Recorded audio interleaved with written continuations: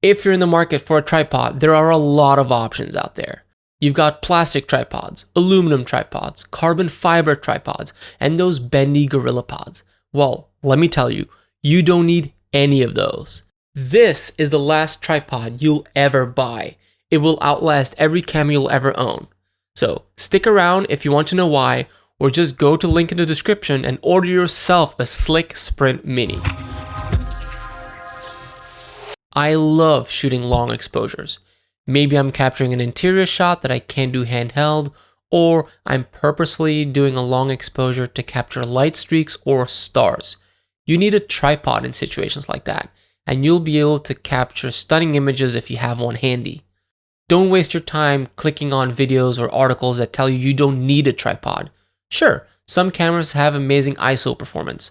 Sure, some lenses offer image stabilization. And sure, some lenses are sharp wide open. Fact of the matter is, some of us shoot film, and even if we don't, there are plenty of situations where a tripod is warranted. So, what is the best tripod of all time? Well, the best tripod of all time is the one you have with you. I used to have a Manfrotto tripod, and it was amazing, but it was so bulky, I never took it with me. Especially in those maybe situations, those trips where you're not sure what you're going to encounter. And if your tripod is massive and heavy, and you're not even sure if you'll need it, you'll leave it home.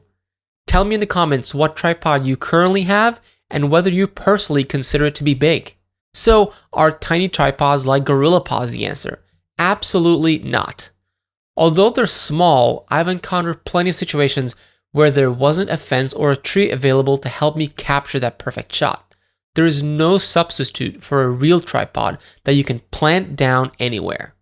And that brings me to the Slik Sprint Mini. I got this tripod without doing a ton of research, close to 8 years ago. Slik is a Japanese company that's been making tripods since 1948. The Sprint Mini line has been around for almost 20 years now. It's made from an aluminum alloy and it is extremely durable. I'm not sure if it's the alloy that makes it so strong or if it's the sheer amount of aluminum they used.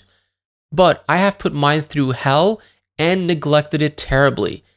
And I expected it to break, just like all the tripods I've owned in the past. But it never did, and I'm convinced it never will.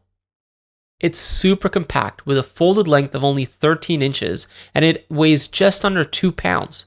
So there's no excuse not to take it with you. You can adjust the leg angles to reach as low as 6 inches off the ground to as tall as 42 inches with the column extended. And it can support up to 4.5 pounds of camera and lens. And it's not even that expensive. The newest version of the Sprint Mini retails for just $80. This is not a sponsored video. I just needed to share with folks how amazing this thing is. I've added a link in the description if you want to grab your own. Although I got it as a travel companion to use alongside my Manfrotto, I've sold the Manfrotto and I haven't looked back. Also, I use the Sprint Mini for videos, time lapses, heavy cameras and lenses, and all sorts of stuff a tiny tripod like this has no business doing. But it does it anyway. Give this video a like if you enjoyed the content and subscribe if you want to support the channel.